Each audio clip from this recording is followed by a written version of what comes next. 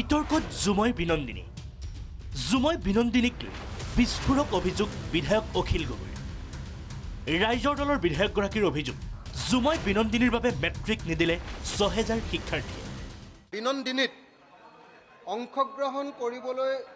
অহাৰ বাবে এবাৰ মেট্ৰিক পৰীক্ষাত ৬০০০ মান চাহ বাগান আৰু আদিবাসী ছাত্ৰ ছাত্ৰীয়ে এবাৰ মেট্ৰিক পৰীক্ষাত অৱতীৰ্ণ হ'ব নোৱাৰিলে ৰাজ্য চৰকাৰৰ দীৰ্ঘদিনীয়া প্ৰস্তুতিৰ অন্তত প্ৰধানমন্ত্ৰী মোদীৰ উপস্থিতিত অনুষ্ঠিত জুময় বিনন্দিনী অংশ লোৱাৰ বাবে সঁচাকৈ যদি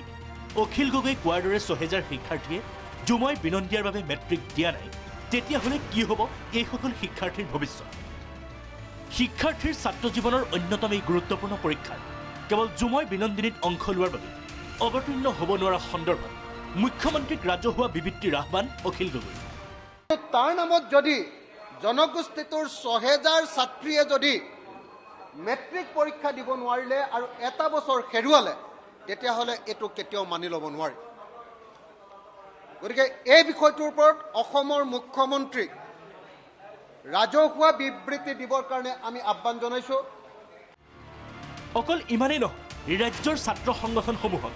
ঘটনা সন্দৰ্ভত তদন্তৰো আহ্বান বিধায়কগৰাকী ৬০০০ শিক্ষাৰ্থীৰ বাবে বিশেষ পৰীক্ষা পতাৰ আহ্বান অখিল গগৈ আপোনাৰ চাহ জনগোষ্ঠী ছাত্ৰ সন্থা আচ্ছা আদিবাসী ছাত্ৰ সন্থা আছা সদৌ অসম ছাত্ৰ সন্থা অসম জাতীয়তাবাদী যুৱ ছাত্ৰ পৰিষদ আৰু অন্যান্য যিবিলাক ছাত্ৰ মুক্তি সংগ্ৰাম সমিতি যিমানবিলাক ছাত্ৰ সংগঠন আৰু বামপন্থী ছাত্ৰ সংগঠন আছে আটাইবিলাককে মই বিনম্ৰভাৱে এজন বিধায়ক হিচাপে আহ্বান জনাইছোঁ যে এই বিষয়টোৰ ওপৰত তেওঁলোকে তদন্ত কৰাৰ ব্যৱস্থা ল'ব লাগে ইফালে মেট্ৰিক পৰীক্ষাৰ সময়ত ৰাজ্য চৰকাৰে গ্ৰহণ কৰা এনে পদক্ষেপক ধিক্কাৰ জনালে বিভিন্নজনে প্ৰায় ৬০০০ ছাত্ৰ ছাত্ৰীয়ে পৰীক্ষা নিদিলে এইটো এটা চৰম দুৰ্ভাগ্যজনক কথা আৰু বিজেপিক আমি পূৰ্বৰ পৰাই দেখিছোঁ যে এটা ঢপবাজি ৰাজনীতি কৰে তেওঁলোকে কেৱল ফাঁকিৰ ৰাজনীতি কৰে আচলতে তেওঁলোকে যদি প্ৰকৃতাৰ্থত চাহ জনগোষ্ঠীক ভাল পালেহেঁতেন তেতিয়াহ'লে ৩৫১ টকা হাজিৰা কৰি দিলেহেঁতেন যিটো নেকি কৈছিলে আমি ভাষণত আহিলে কৰিম প্ৰদৰ্শন হ'ল সেই জুমুৰ হোৱাৰ সমান্তৰালভাৱে যে ৬৭৫৬জন পৰীক্ষাৰ্থীয়ে যি মানে পৰীক্ষাত মেট্ৰিক পৰীক্ষাত অৱতীৰ্ণ হ'ব নোৱাৰিলে সেইটো শিক্ষাখণ্ডৰ কাৰণে আচলতে অত্যন্ত উদ্বেগজনক বিষয় আৰু চৰকাৰে সেই শিক্ষাৰ্থীসকলৰ আচলতে জীৱনক লৈ এটা ধেমালি খেলাৰ নিচিনা হ'ল জুমুৰ পাতিব পাৰিলেহেঁতেন কিন্তু অলপ দিনৰ পিছত কৰিব পাৰিলে মেট্ৰিকৰ পিছত তেওঁলোকে কৰিব পাৰিলেহেঁতেন এইটো শিক্ষাখণ্ডৰ প্ৰতি আচলতে এইটো এটা আঘাত ছাত্ৰ ছাত্ৰীসকলৰ শৈক্ষিক জীৱনৰ প্ৰতি এটা আঘাত অখিল গগৈ এখন বিশেষ বাতৰি কাকতৰ উদ্ধৃতিৰে যি তথ্য পোহৰলৈ আনিছে সেই কথা ১০০% শুদ্ধ নহ'লেও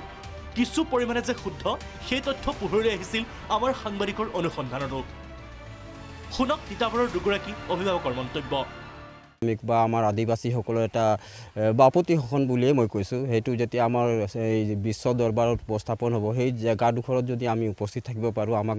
নিজে গৰ্বিত হ'ম আৰু সেই উদ্দেশ্যকে আগত ৰাখিয়ে বৰ্তমান মই ছোৱালী দুজনীকো এবাৰ পৰীক্ষা দিবলৈ বাধা কৰিলোঁ ব্যুৰ' ৰিপৰ্ট প্ৰাগ নিউজ